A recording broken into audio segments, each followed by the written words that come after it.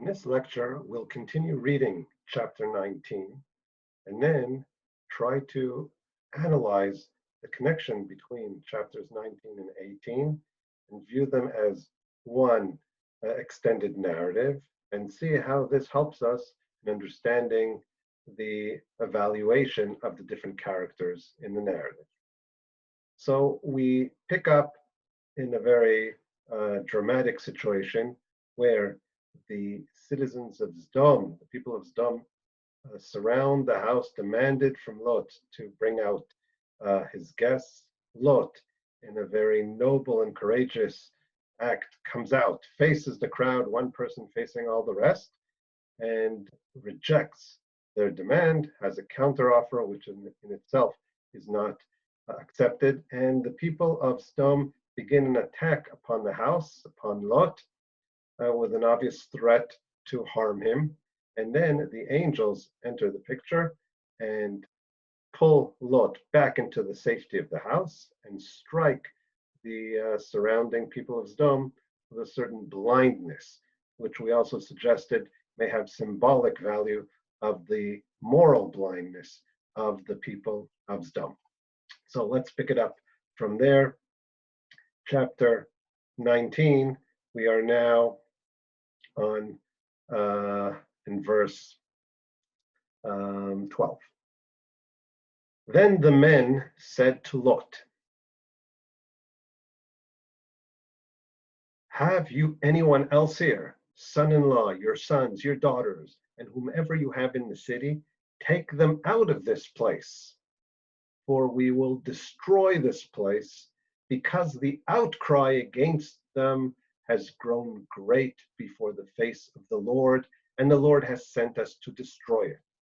So here, for the first time explicitly, we have the decision to destroy the city. Judgment has been made in light of the behavior of the people of Sodom. Now the angels basically inform Lot that they are to destroy the city, and the reason given is because the outcry against them has grown great before the face of the Lord. Notice the use of the word outcry here. And this, of course, is a direct response to what we saw in chapter 18. Because when God revealed his plan to Abraham to judge the city of Sodom, he says that he's going to go down. Let's check it out in chapter 18, verse 20. And the Lord said, "The outcry of Sodom and Gomorrah is indeed great, and their sin is exceedingly grave. I will go down now and see if they have done entirely according to its outcry." So notice that keyword outcry in the judgment, and now we get the response. The angels inform us that indeed, right, the outcry against them has grown great, and therefore God has decided to destroy the city. So Lot is informed, and now he can save his family. We have other examples, of course, in the Bible. For example, Rahab, who was able to save her whole family. Now Lot has the opportunity to save his family, and he goes out towards his sons-in-law, who are, I guess, back in home at this point. So Lot went out and spoke to his sons-in-law, who had married his daughters, and said, "Get up, get out of this place, for the Lord will destroy this city." So he's basically quoting the angels. Note that he leaves out the reason for the destruction. He just gives the information that the Lord is destroying the city. He doesn't inform them why, and that the angels did say, because the outcry against them has grown great. Is that just to keep things short? Or perhaps Lot is a little wary about making judgmental statements to people of Sodom, even his sons-in-law, because he saw how the people of Sodom reacted to his rebuke when he told them not to do this evil thing. If you recall, with their request, when he goes out to them and says, "Please, my brethren, do not do so wickedly," and their response was, "Move away," right? Who will one come as a temporary resident and act as a judge? So they're not really open to moral rebuke. So maybe Lot says it's preferable to keep that out. And he just tells them that they have to get out of the city, because now the key to safety is not staying in the home, but rather the opposite, to leave not only the home, but the whole city. Let us see the response. But to his sons-in-law, he seemed to be joking, right? So they obviously don't take him seriously. Here, the English translation, well, it's, I guess, a fine translation of the essence, but it misses out on an important connection, because the Hebrew for he seemed to be joking is, we'll take a look, this is the end of verse 14. Let's take a look at the Hebrew for a second. Yodaled, when he comes out, the response is Vayehi kim tzachek. Kim tzachek. So if we would translate it literally, it was as if he was making them laugh, right? So they took it as a joke. Oh, really? God is going to destroy the city, right? And we'll see who gets the last laugh on this one. But the Hebrew here, of course, draws a connection to the previous chapter, where we also saw somebody else laughing. Of course, Sarah, when she laughed, vatitzchak bekirba, the same root, sachak. So here we have a connection of two responses of laughter to, I guess, a divine prophecy or divine information being given. Sarah in chapter 18 laughed in disbelief that she will have a son. And here, the people of Sodom, the sons-in-law of Lot, laugh in disbelief that God will destroy the city. An interesting connection, which we may elaborate on later. So we continue in verse 15. When dawn broke, this is, I think, the preferable translation. It's not yet morning, but dawn is breaking. The angels urged Lot to hurry, saying, "Arise, take your wife and your 2 daughters who are here, lest you be consumed in the iniquity of the city." Right, so now they tell him, okay, leave those who don't want to come with you, leave them behind, your sons-in-law and your married daughters, but take those who are with you, your 2 daughters and your wife, and get out of here now. Dawn is breaking. It's already almost sunrise. You've got to get out. Will Lot leave the city? So look closely in verse 16. And while he lingered, right, or it should be even, and he lingered, vayit ma'ama in the Hebrew, right? He was lingering. He did not leave. He was taking his time, even though he was commanded to leave his place. He did not. The men took hold of his hand, his wife's hand, and the hands of his 2 daughters, the Lord being merciful to him. And they brought him out and set him outside the city. So basically, Lot doesn't leave. He's taken out, just like a kid being taken out, right? Led by his hand, he's brought out of the city. And this out of mercy for him. So they bring him outside of the city. So it came to pass, when they had brought them outside, that he said, "Escape for your life. Do not look behind you, nor stay anywhere in the plain. Escape to the mountains, lest you be destroyed." We hear the urgency. You've got to run for your life, pretty much. And hence we can understand also the command to not look behind, nor stay anywhere. Don't stand, don't look behind. Just keep on running. You have no time. You've just got to run and get out of here as quickly as possible. Now we see the urgency, and then look at Lot's response. Then Lot said to them, "Please, no, my lords. Indeed, now your servant has found favor in your sight, and you have increased your mercy, which you have shown me by saving my life. But I cannot escape to the mountains, lest some evil overtake me and I die. See now, this city is near enough to flee to, and it is a little one. Please let me escape there. Is it not a little one? And my soul shall live." So here, Lot asks permission not to flee to the mountains. Perhaps he was concerned that he wouldn't make it. It's a pretty steep climb, and anybody who knows the geography of the Jordan Valley, the lowest place on earth, right? And the high mountain range, assuming we're to the east, it's even higher than the western mountain range. It's a massive climb, and I guess Lot is somewhat intimidated by this climb, and therefore he asks for leniency. Can I escape to this little city called Zoar? And he also explains that it can be saved because it's so little, right? And this is a play on the name. So Lot asks to save a city. Sound familiar? Somebody else asked to save a city, and apparently not so successfully, as we shall see. Let's see, will Lot be more successful? And he said to him, so the angel responds, see, I have favored your concerning this thing also, in that I will not overthrow this city for which you have spoken. Hurry, escape there, for I cannot do anything until you arrive there. So Lot's request is accepted, and the city is spared. Therefore, the name of the city was called Zoar, which with different explanations, but maybe a play on meaning of small. So it's called Zoar, and therefore it was saved.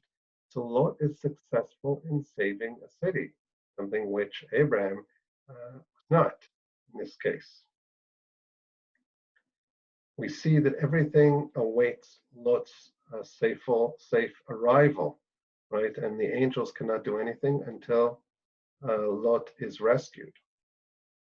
We continue on reading with the progress of time. The sun had risen upon the earth when Lot entered Zoar. So we have a simultaneous entrance of Lot to the city, to the safe haven of the city Zoar. And then the sun begins to rise. We've progressed from the dawn to the sunrise. And exactly when the sun begins to rise, then the Lord rained brimstone and fire on Sodom and Gomorrah from the Lord out of the heavens. We have a description of a fire rain here, right? So we got a similar verb as found in the flood narrative, but in this instance, it's not water that's raining, but rather fire and brimstone that are raining down from the heavens and destroying the city. Something of a, if you will, a divine volcanic eruption destroying the city. And indeed, there are interesting parallels between the flood narrative and Noah's being saved with his family and the ensuing narrative of Noah and his sons, and this narrative of Lot being saved, and ensuing narrative of his daughters with him. And there are indeed some scholars who wanted to propose that originally this chapter, the story of the destruction of Sodom and Gomorrah, was actually a Canaanite version of the flood narrative. So are there connections between the two? Surely there are. However, is it correct to view the narrative here as an independent narrative? In its present form, it's clearly connected to the previous chapter and one extended narrative. As far as speculation to its origins, of course, it's all speculation, but it's based on clear parallels and analogies which may exist in and of themselves, notwithstanding or unrelated to the issue of an independent original narrative. So we continue. So he overthrew those cities, all the plain, all the inhabitants of the cities, and what grew on the ground.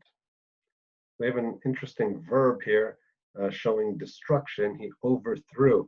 That is in verse 25. The Hebrew for overthrew is vayahafoch, to overturn.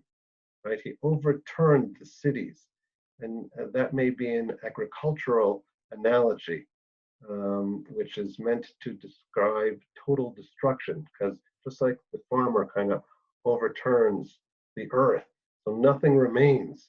on the surface. So too, that's what God does here. There's no remnant of the city, nothing, not even of the vegetation. The people and the inhabitants and also everything that grew was destroyed. Here we get to the famous scene, verse 26.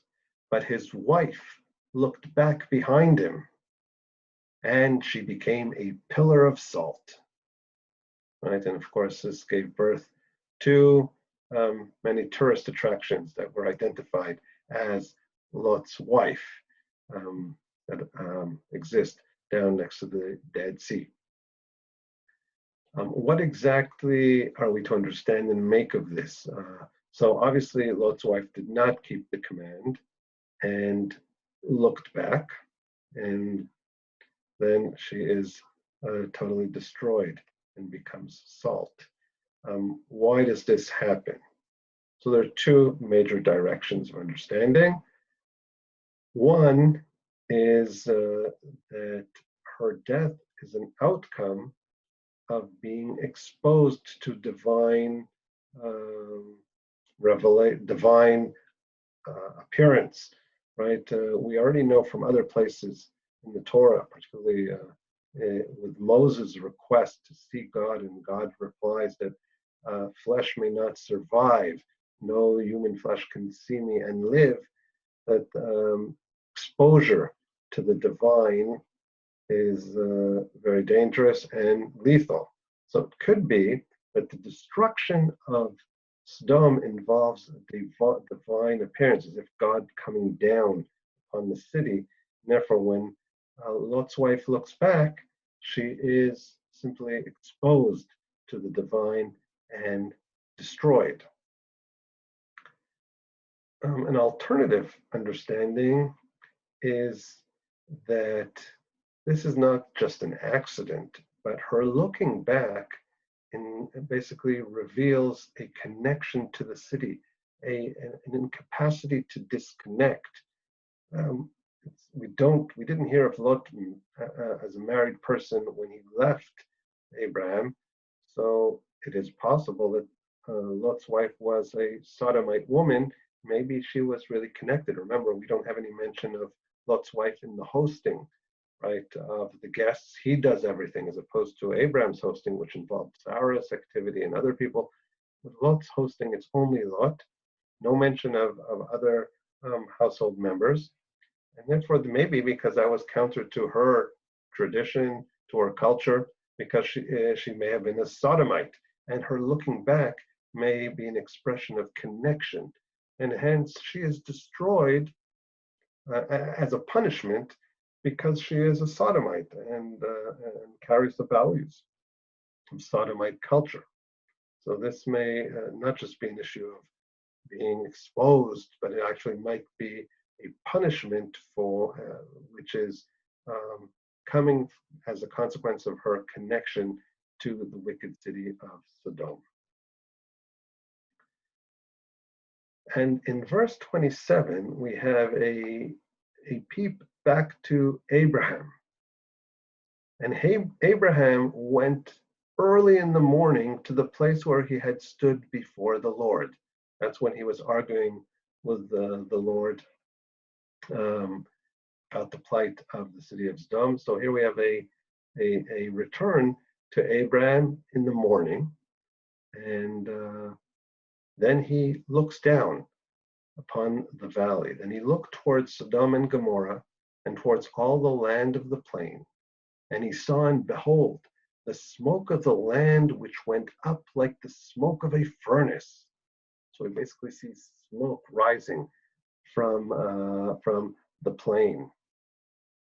So we have here a description of Abraham from like a mountaintop, overseeing the vista of the whole plain, and all he sees, and we got a nice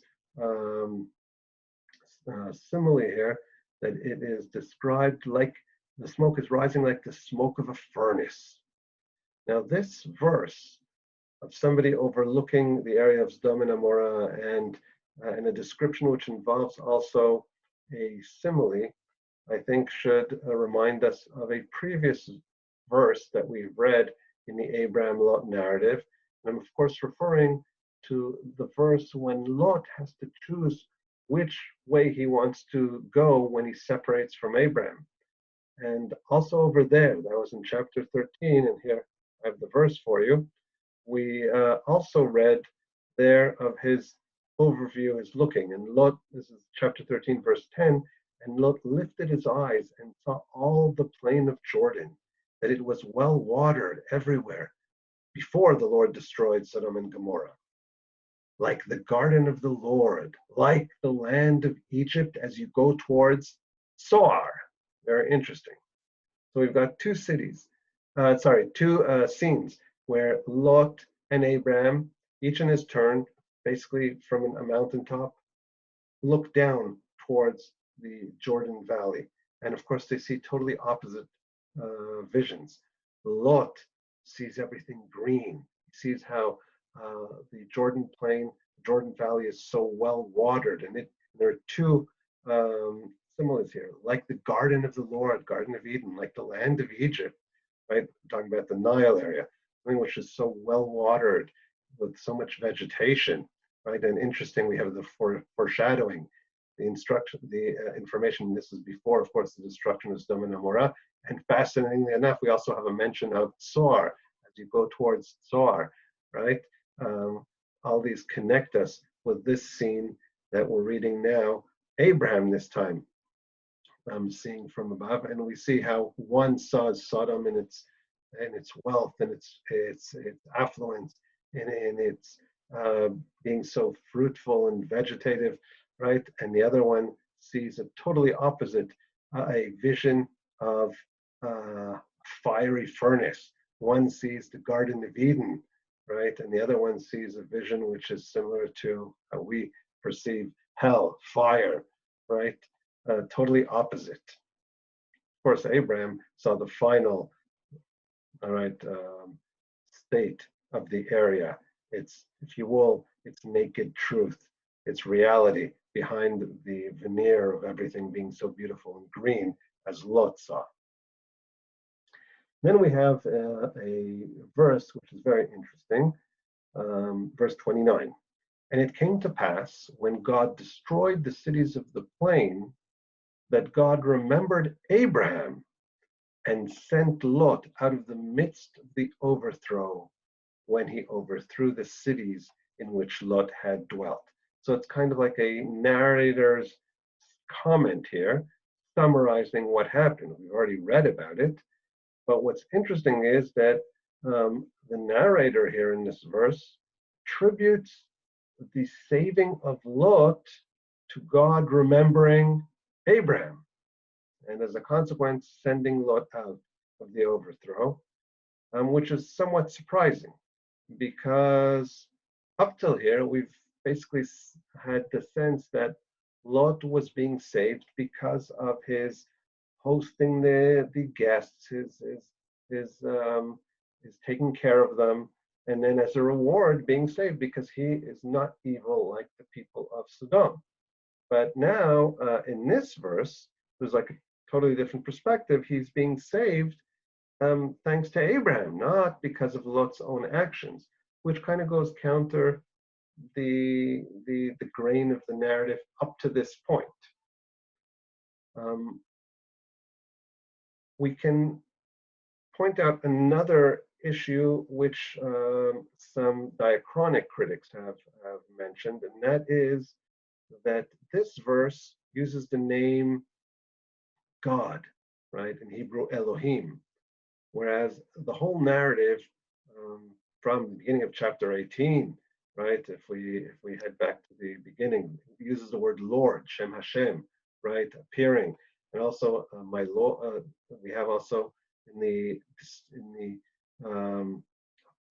God's revealing Himself to Abraham and the whole attempt to save the city of Sodom by Abraham. Also, the name is the Lord, Shem Hashem, right? The four-letter tetragrammaton. But here we have as a sole verse that has a different name, not the name the Lord, but rather God, name Elohim. Um, so some scholars have suggested that this may be an added verse from a different source. This is in diachronic critical analysis. But in the synchronic reading, we have nevertheless to grapple with this attribution of the saving of Lot to Abram and have to understand, where does this come from? We may answer that, well, Lot was given an instruction to leave the city and he didn't. And once he decided not to leave, then he's saved, um, even after his refusal to leave. And this is beyond what he deserves and is a consequence of um, a reward for Abraham and his connection to Abraham. So that may be what the narrator is saying here, that ultimately Lot was saved, even though he would have stayed in the city and not heeded the call to leave. And God made sure, because of Abraham, to save Lot. Okay, so there may be also an additional explanation before we continue, that the attribution to Abraham may also be an explanation for Lot's actual merit, because Lot's hosting is very, of course, reminiscent of Abraham's hosting of the angels. So maybe the narrator here wants to hint that Lot's positive behavior that makes him worthy of being saved was actually learned in the house of Abraham and is a result of Abraham. That may also be an explanation to the attribution of the saving of Lot to Abraham. And this brings us to the final scene, the notorious scene of Lot and his daughters in the cave from verse 30 and onwards, which in and of itself gives us an account of the birth of Lot's offspring, his sons, and the birth of two nations, famous nations that are neighbors of Israel, Moab, and Ammon. And some have viewed this narrative as an independent etiology, telling us the source of the names of these nations and how they came about. However, in its present situation, it's clear that this is a continuation of the story of the destruction of Sodom, and only on the basis of the previous narrative do we understand why Lot is with his daughters in a cave and why they do what they do. So let's read it together. Then Lot went up out of Zoar and dwelt in the mountains, and his two daughters were with him, for he was afraid to dwell in Zoar. And he and his two daughters dwelt in a cave. So Lot is afraid. Why is he afraid? He got permission to seek haven in Zoar. So why does he suddenly leave? When he was told to leave and go to the mountains, he didn't go, and he asked permission to stay in Zoar. When he was given permission to stay in Zoar, he doesn't stay there, but now he fears and goes to the mountains. Perhaps he was a little hesitant about staying in the city because he thought it was a temporary grant. Perhaps he's even afraid of the people of Zoar. Who knows? As a stranger entering a different city, it seems like he understood it as a temporary grant, and that Zoar was ultimately also to be destroyed. So he leaves the city and finds a cave in the mountains. Now the firstborn said to the younger, "Our father is old, and there is no man on the earth to come into us, as is the custom of all the earth. Come, let us make our father drink wine, and we will lie with him, that we may preserve the seed of our father." So the elder daughter here is concerned and thinks apparently that there is no other man and that will marry them, and therefore they are doomed to die without offspring, and therefore there's only one alternative, and that is to sleep with their father. She adds, our father is old. Remember that, right? Why is that important? It may be emphasizing the need for an expedient act, because who knows how much longer Lot will live, and he is the last male apparently in their view. That's the simple reading. Some have said that perhaps they're afraid that they won't have a father who will be able to marry them to somebody else. But I think on a plain reading, they think there's no man on the earth to come into us, as is the custom of all the earth.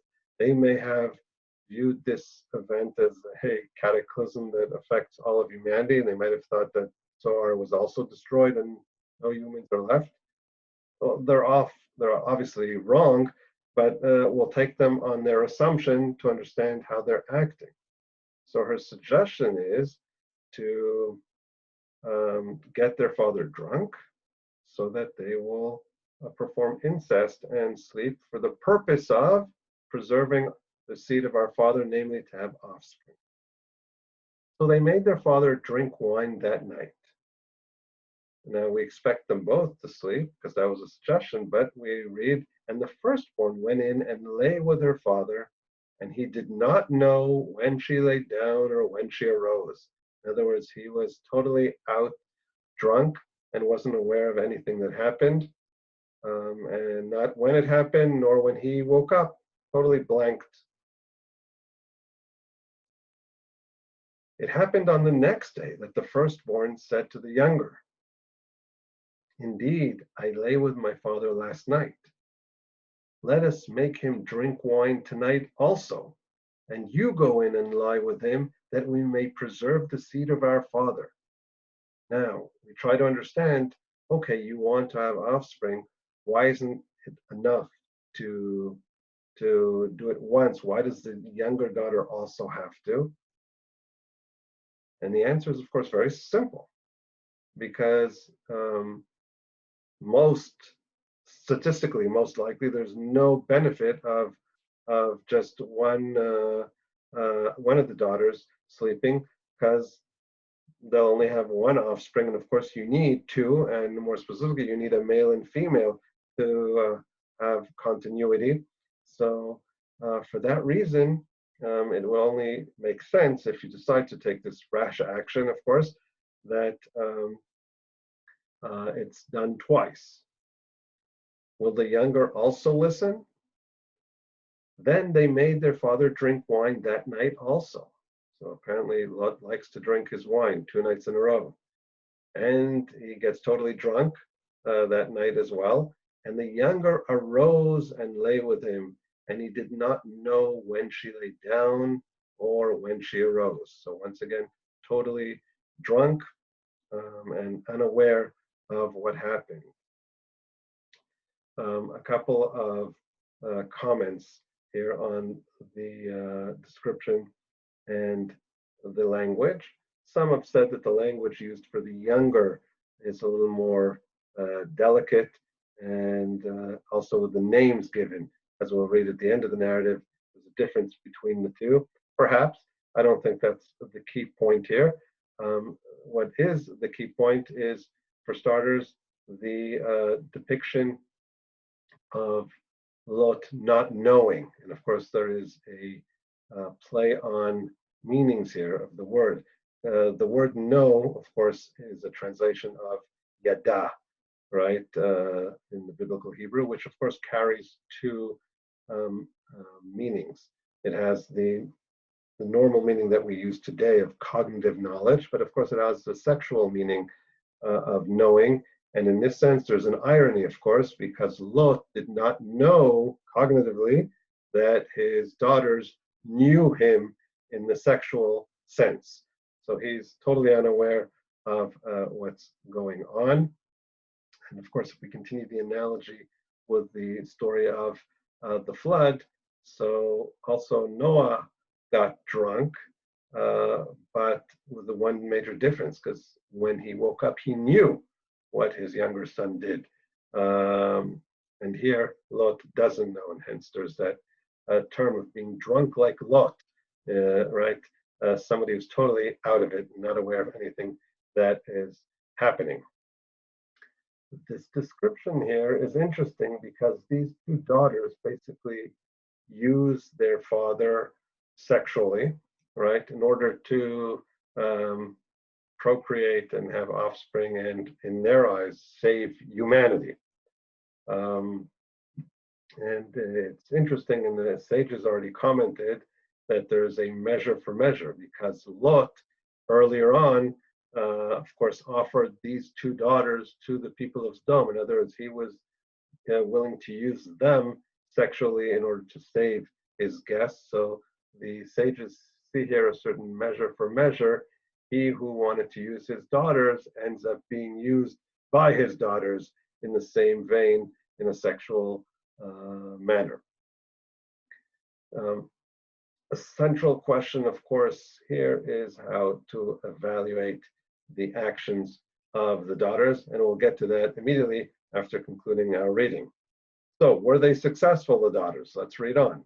Thus, both the daughters of Lot were with child by their father, so they did get pregnant. The firstborn bore a son and called his name Moav. So here you have to be aware of the Hebrew. Moav, Av means father, and it could be read as Me'av, from father. So it hints, of course, to the origin of the son. He is from the father. So Moav, he is the father of the Moabites to this day. And the younger, she also bore a son and called his name Ben Ami. Ben Ami means son of my people. He is the father of the people of Ammon to this day, which may be related to Amman, right? The capital city of Jordan. And hence, it's usually understood that this is taking place on the east side of the Jordan Valley.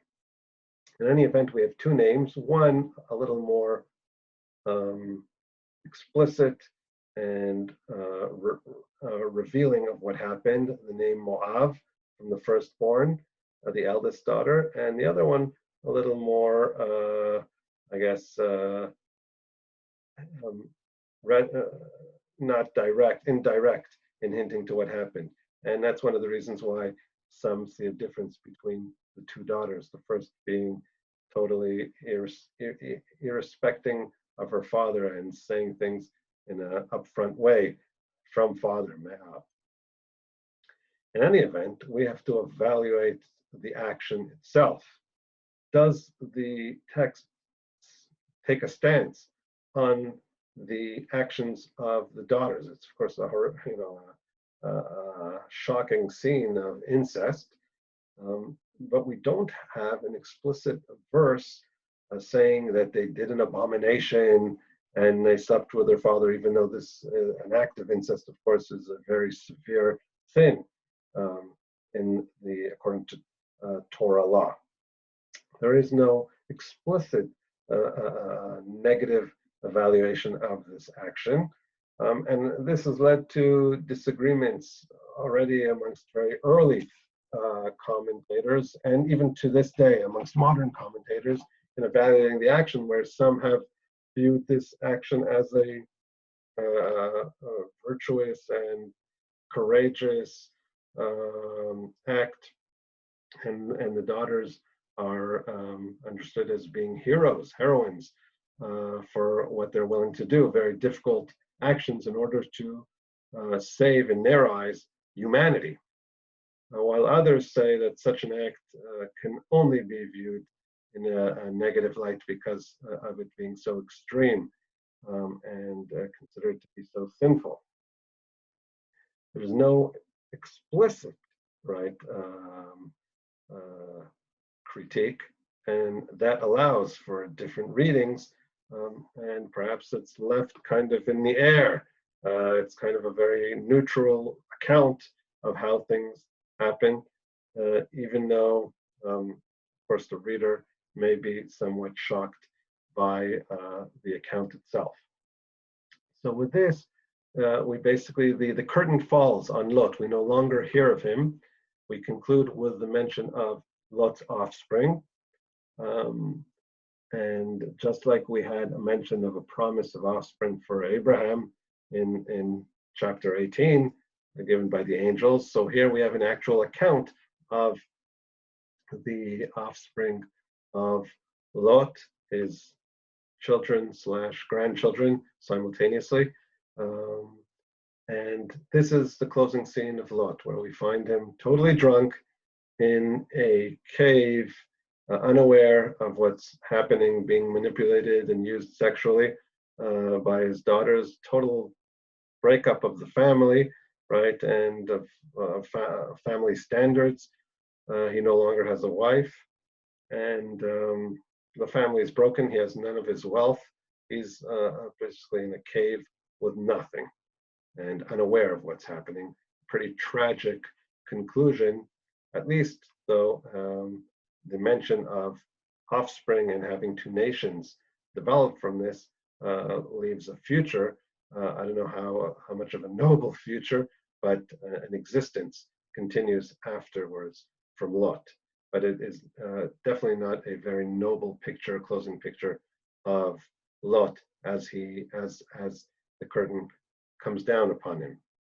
And with finishing the Abraham-Lot narrative, which, like we said earlier on, is a very central, I guess, line of narration running through the Abraham narrative, and Lot clearly has a big role, spanning many narratives, including their traveling together to Canaan from Haran, and earlier from Ur Kasdim, and also their returning from Egypt and having a conflict and splitting, Lot choosing to live in Sodom, and then eventually being taken captive in the War of the Kings, and Abraham intervening and saving Lot. And finally here, where Lot actually becomes a central character, chapter 19 definitely focuses on Lot as a central character. Lot is indeed an important character in the story of Abraham. He gets a lot of spotlight, and we have to understand why does the Torah give Lot so much coverage, and what does it want to teach us from this narrative, this extended Abraham-Lot narrative, to the point where even Lot becomes a central character in the closing scene with the story of the destruction of Sodom. And this, of course, raises a larger question of how to understand the evaluation of the characters in general. And we'll start off by noting the interesting similarities between chapters 18 and 19. When we opened the analysis of this section earlier on in a previous lecture, we showed how it is considered one extended narrative with no breaks. And we also showed a chiastic structure where it opens with the promise of offspring for Abraham and closes with the depiction of offspring for Lot, and then Abraham in the second section trying to save Sodom, and finally the third section with the destruction of Sodom.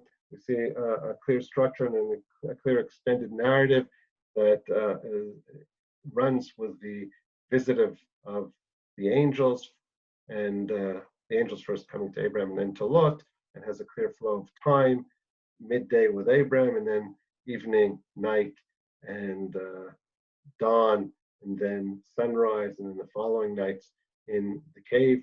We have an ongoing narrative. But not only do we have an ongoing narrative, but it seems like we also have two very parallel lines of narrative within this larger narrative. First, let us analyze major points of similarity between the two. And here in our little table here, we'll note as far as the lines of the two narratives. In Genesis 18, We begin with angels being hosted by Abraham. Then we have a revelation by the angels of the future birth of a son. We have a reaction of laughter to that revelation. And then we have a second revelation in the second part of chapter 18 of the impending judgment of the city of Sodom. And then Abraham's extended attempt to save the city of Sodom. Now we move on to chapter 19. And it also begins with a very similar description of hosting, the angels being hosted this time by Lot. And then later on, we read of a revelation once the angels have had enough. They inform Lot, right, of the impending destruction of the city. And then, interestingly enough, we have a reaction of laughter, this time by Lot's sons-in-law, to this revelation. And Lot then, of course, begins to flee by himself, or it's taken by the angels out of the city. And then Lot has a request to save a city, which of course parallels Abraham's request to save a city. And then we conclude with the story of the birth of Lot's sons. So a lot of points of similarity here with hosting, revelation, laughter, and an attempt to save a city. When we compare the two lines of narrative, the immediate difference that we note is that Abraham has two revelations, one about a future son being born, and the other of the impending judgment of Sodom, its future possible destruction. Lot only received one revelation. That is when the angels inform him of their plan to destroy the city. So there's one missing component here in the parallel. Where is that filled in? Well, that's filled in with the actual story of the birth of Lot's son. Because instead of having a revelation, a prophetic revelation that Abraham is going to have another son born in the future, the narrative recounts the birth of Lot's offspring, right? So that's the difference. But bottom line, we have similar themes rising in both parallel narratives of hosting, of judgment, and of course of life. There's death, life and death here playing out in both narratives, or both lines of the narrative in chapters 18 and 19. Now, the parallels are not only in content, they're also linguistic parallels, and there are many. If we just compare the first scene of hosting, there are a bunch of linguistic parallels. Let's suffice by just noting how both Abraham says, "If now I have found favor in your sight," and Lot, using similar language later on when he asks to save the city of Tsar, "Indeed, now your servant has found favor in your sight." Right, finding favor in your sight, used by both. Interestingly, in both stories, we have a question of somebody's location. The angels ask, "Where is Sarah, your wife?" Hayeh Sarai ishtecha. And the people of Sodom ask, "Where are the men who came to you tonight?" Hayeh ha'anashim asher ba'u elecha halayla. So in both stories, we have an inquiry of a location of people. Even though we have a linguistic parallel, of course, the context is totally different, because when the angels ask, "Where is Sarah?" it is in order to inform her of her great reward that she's going to have a future son. When the people of Sodom ask, "Where are the guests?" they have something else in mind for them, something very negative. Another interesting point is in both narratives, the central male character is described as being old, right? Remember why Sarah laughed? "My Lord being old." She thought it was very humorous that he would bring forth offspring, because Abraham is very old. And of course, we saw that the daughters also, or the eldest daughter, preempted her suggestion by stating that our father is old. We don't have time. So we have a lot of parallels. We could add many, many more parallels, including the mention of the opening, the petach, right? and other points throughout. But this is enough just to see that what we have here is what some scholars have suggested as being two parallel panels, right? Two parallel narratives running side by side. What are we to make of these parallels? And how do they help us understand the um, the characters themselves and their evaluation? So um, we'll start by noting that there are clear analogies between the uh, the the different um, the different stories, the different lines of the narrative, and uh, and this, of course, sheds a lot of light on how we understand the different characters. So, for starters, when we read chapters 18 and 19 side by side, the most blatant and obvious contrast that arises is, of course, between Abraham's warm hosting of the guests as opposed to the treatment of the guests by the people of Sodom. Right? We have the hosting of the guests. Abraham runs out and brings them into his tent, whereas the people of Sodom want to take the guests out of Lot's home, right, and harm them, right? Um, so that in Abraham's story, the entrance, he's sitting in the entrance to his tent, and the entrance serves as an opening to bring in guests. In the story of Sodom, you have to close the door in order to prevent harm to the guests in the city of Sodom. And that is because the people of Sodom asked to bring out the guests so that they may know them. And here we also have a clear contrast between um, uh, the usage of the word to know, yada, the root yada, in the two narratives. In chapter 18, the root yada is refers to knowledge of God. God knows Abraham. That's in the preempting God's revealing his future plans to judge the city of Sodom. He says, Ki yedativ, I have known him, I have revealed myself to him. Right, Ki yadati, right, Abraham knows Abraham. He reveals himself to Abraham. Whereas in the story of Sodom, the Sodomites, when they use that term, that root yada, they mean in a sexual sense, right? That's the knowledge that we have in the city of Sodom, only sexual lust, right, and licentious behavior. The exact, total contrast of knowledge of God that characterizes Abraham.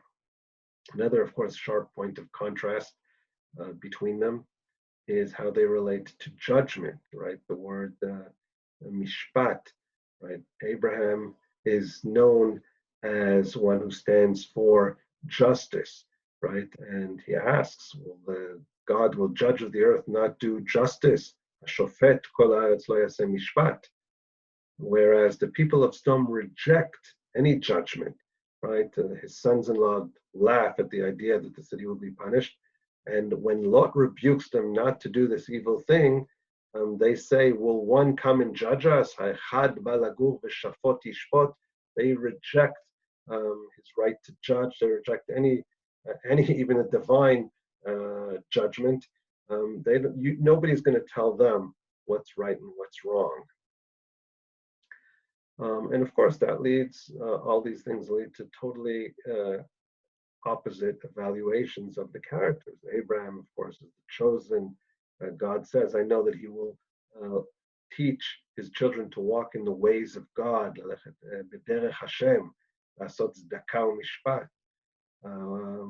whereas the people of Sodom were already depicted when Lot decided to leave Abraham and live in the city of Sodom. They're already depicted as being very wicked and evil in chapter 13, and Sodom ha'im v'chataim l'Hashem me'od, very wicked and sinful before God. So they have totally opposite evaluations. And I think these different evaluations are also represented in a metaphoric way by the time of day. Because if we recall, if we look, when did Abraham appear throughout the narrative? He hosts the angels in midday. And in chapter 19, as a minor character, he's mentioned in the morning, waking up and gazing upon the Jordan Valley. He appears only in times of light, midday or in the morning. Whereas the people of Sodom appear at night, right? And here I think the time of day also serves to characterize the different characters. Abraham as being a character of light, and people of Sodom as characters of darkness. And of course, ultimately, they have different destinies, right? The destinies are depicted in the laughter, right? Sarah laughs and is incredulous of the fact that she will have a son, whereas, right, in other words, future life, whereas the people of Sodom laugh, are incredulous of their ultimate demise and destruction. And what's fascinating is to note how sharp the contrast in destiny is. Because to a large extent, it's not only life and death, it's a lot more powerful than that. Because what happens with Abraham is that he shifts from a situation of being old and incapable of having offspring. In other words, a situation of infertility, lacking continuity in life. Suddenly, this lack of fertility is actually rewarded with a future life. In other words, death becomes life, infertility becomes fertility. Whereas with regard to Sodom, and not only the people of Sodom who die and have no continuity, but even the land, which was described as being very fertile, lush, with a lot of water, is at the end a land that has no life, is totally destroyed, is overturned, and later on in the book of Deuteronomy, as a land that will have no seed and in which nothing grows, right? So fertility in Sodom ends with total death and infertility with Abraham and Sarah eventually leads to fertility, right? Totally opposite vectors, right? Which show the total opposite nature of the characters. So that, on the one hand, is a clear contrast of darkness versus light, and opposite destinies of the different characters. So that is, of course, very, very clear, clear as a sun in mid-afternoon, if you will. However, like I said, the central character in chapter 19, at least, and of course, the central character in the whole Abraham-Lot narrative is, of course, Lot. And here, the question of understanding Lot is a little more complex. How does the Torah evaluate Lot? Now, for starters, we see that there are clear parallels between Lot and Abraham, especially in the hosting scene, right? Similar language. Both of them bring in guests and show a lot of respect towards the guests. They speak with respect, my Lord, and I'm your servant, etc. Tremendous similarities between them. And at the same time, Lot is also contrasted sharply with the people of Sodom, because remember, we already mentioned the use of that uncommon verb, vaiftsar, patsar, right? To ask very forcefully. Um, so so Lot was very adamant in inviting his guests, right? Vaiftsar bam. He was so adamant that they changed their mind and agreed to spend the night in their house in his house, while the people of Sodom were very adamant, they're very stringent and demanding that he bring out the guests. The usage of that same verb in one example with Lot to bring in guests, and with the people of Sodom to bring them out, shows how Lot is clearly contrasted sharply with the people of Sodom, and at the same time paralleled with Abraham. And that parallels not only in relation to hosting the guests, but also in relation to justice, right?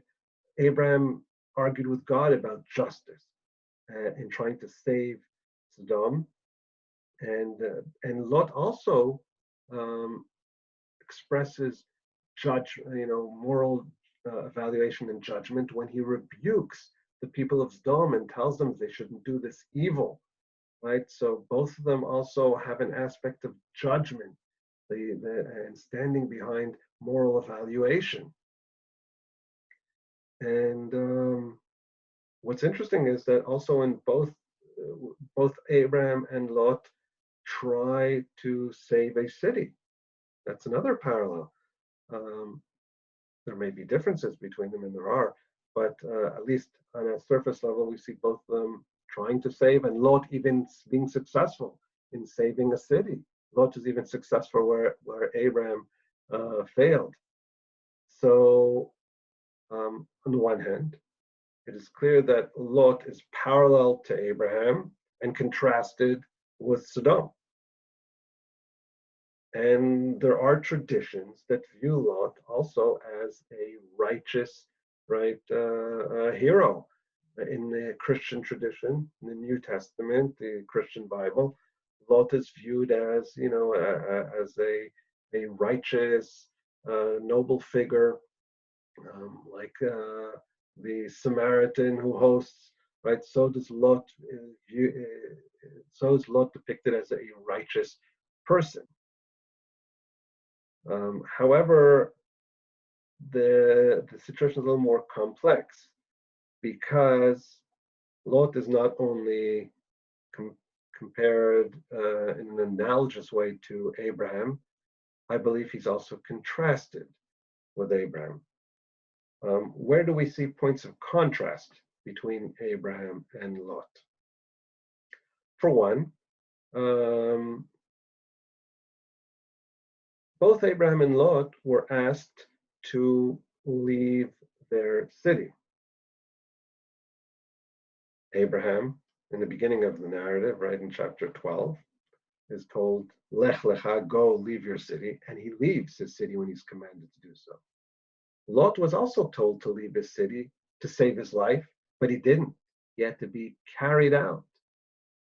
And here I think we have a point of contrast. He lingers, he tarries, whereas we saw Abraham immediately complicit with the command, performing it and leaving his city. Not so with Lot. He's at the end carried out by the angels. So that's, I think, one point of contrast. Perhaps the sharpest contrast between them is in relation to their offspring. Right? Both of them have offspring at the end. But like we said, with regard to Lot, the offspring is, of course, in a state of drunkenness, breakdown of the family, an act of incest, and most importantly, also lacking knowledge. Lot was not aware of what happened. We have no account of him even knowing that his offspring are his own sons. But he doesn't know. He's in the dark, both physically and metaphorically. Now, with Abraham, it's amazing how the contrast is so sharp, because Abraham gets a prophecy that he's going to have a son from Sarah in the future. In other words, while Lot is unaware after the matter, Abraham is aware before the matter. And we see here the sharp contrast between knowledge of God, Abraham, the character, the prophet, who knows what is about to happen, has prophetic knowledge, as opposed to Lot, who is in the dark, who's drunk and knows nothing even after the matter. So that's, of course, also a very sharp contrast between the characters. So where does that put us with regard to our understanding of the character of Lot? By the way, I'll also add, in relation to the saving of the city, which is an interesting point, why is Abraham trying to save the city of Sodom? Well, it's for altruistic reasons. He wants to, for this purpose of justice. Maybe he also wants to save Lot. He's caring for others. He wants to save the whole city. Why does Lot ask to save the city? Well, if we focus on the language, he wants to save himself. His whole concern and everything is expressed in first person. I'm not sure I'll make it to the mountains. Right? It's all focused on himself. He wants to save the city, not for the purpose of the city, but rather save himself. That's his concern. That I think is also kind of breaking that parallel between Abraham and Lot.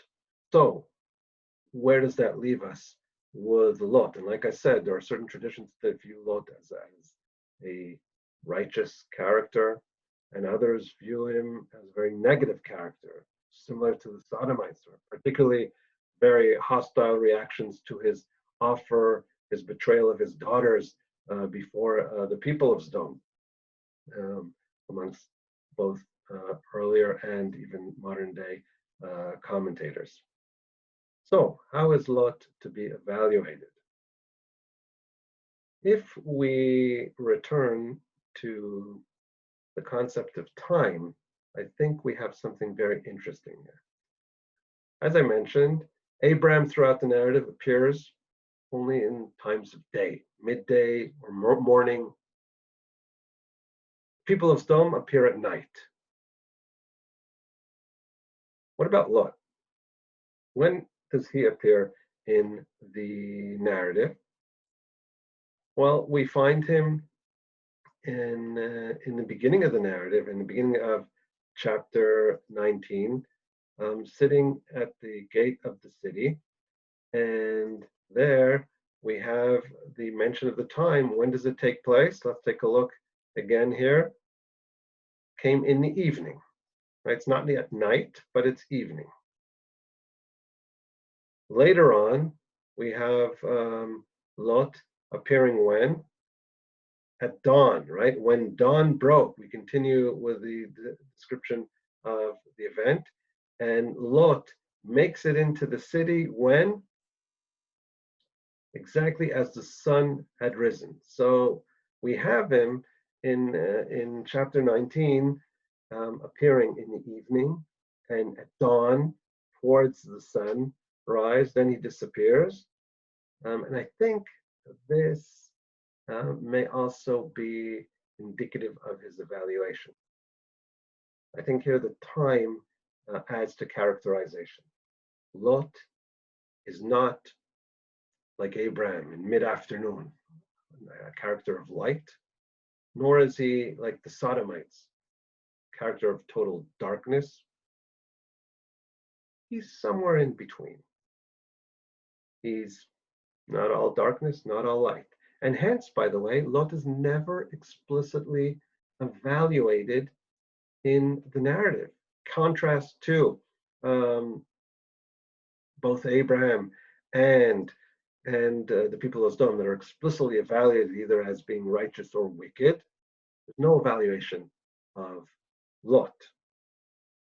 And I think that's not accidental, because Lot cannot be evaluated in a clear-cut manner. He has certain very positive aspects to him and also some very negative aspects to him. So who is Lot? What is his essence? I see Lot, all in all, as being a fairly decent guy, a person who has certain moral values, a person who likes people and is willing, and wants to help people, wants to host them, a person who's giving. We saw how both Lot, like Abraham, promised little but do a lot, right?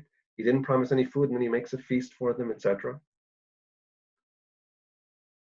So I think he has some positive elements to him, which he may very well have learned from the house of Abraham, or even from earlier on from the house of their ancestors. That's on the one side. He also obviously has a liking for the good life because he split from Abraham. He wasn't into praying. We don't see him speaking or praying to God. And we see him motivated primarily from a financial, economic perspective. He's looking for the good life. He finds it in Sodom, an affluent city. He's so impressed by the lushness, by the green, by the wealth of Sodom. He's a character who obviously likes his bottle of wine. He'll enjoy the good restaurant with the impressive bottle of wine. All right, his Merlot or Sauvignon or whatever he likes, and he drinks plenty. He makes a feast, right, a banquet for the angels, which involves drinking, and he drinks 2 nights in a row to the point of being totally drunk. If you will, he's looking for the good life, right? Is he bad guy like Sodom? No, but he was attracted to Sodom because of the wealth, right? The good life found in Sodom. Now, tragically, he loses everything. All of that material, all right, aspect and attraction is lost because we saw him at the end with no wealth, with nothing in the cave. He loses his house, he loses his family, he loses all his wealth. He's left with nothing, right? And of course, it's a tragic story. What does the Torah want to teach us through this extended narrative of Lot, right? Lot, I don't think, is even only a contrasting figure to Abraham, even though he clearly is. But at least in chapter 19, he becomes the central figure for one chapter. And I don't think that's accidental because I think he carries a very important message. In fact, I would say that Lot is probably the most normal character we have, right? Some have critiqued the Bible's depiction of characters as being dichotomic, polarized. For example, Gunkel, right, critiqued the story of chapter 19 as representative of Israelite polarized view of people either being totally wicked like Sodom in an extreme way or righteous and elevated. But the truth is, this story itself actually proves the opposite. That the Torah has a very complex picture of human beings, right? It's clear that Sodom are wicked and Abraham is righteous, even though there are also complexities in his depiction that we saw when he goes down to Egypt and his treatment of Hagar. But with regard to Lot, I would say here we see the depth and complexity of the depiction of human character here. Because Lot is, I'd say, a very complex character, one who represents the average, the mediocre, the typical. All human beings, we all have a lot of Lot in us. We all have this attraction to the good life, right? We all have our aspects of wanting to enjoy materialism, etc. And therefore, I think the Torah wants to focus on Lot in order to give us a message through his life. And what is that message? Lot's not evil like Sodom. He wanted to be a decent guy. But his life was focused on achieving right, the good life. Uh, and his tragic life story carries a message. And that message is that the Torah does not um, is not satisfied with mediocrity. Just to be decent is not enough. The message of the story of Abraham and Lot is exactly that, that you have to strive for spiritual excellence. You have to follow in Abraham's route in finding favor before God, in developing your spiritual side. A life which is just motivated by material enjoyment, um, even if it involves some moral values and trying to be decent, ultimately will be a life of failure and risks the danger of deteriorating like Lot does geographically, leaving the mountain and going down to the valley, right, to the culture of Sodom. Even though he is not Sodomite in nature, but he's attracted to that good life, right? And the Torah's message via the narrative of Abraham and Lot is that being mediocre, being decent, is not enough. It's not good enough just to say, oh, I'm not like the Sodomites. We have to strive for moral excellence, for spiritual excellence. Therefore, we have to strive to walk in the ways of Abraham.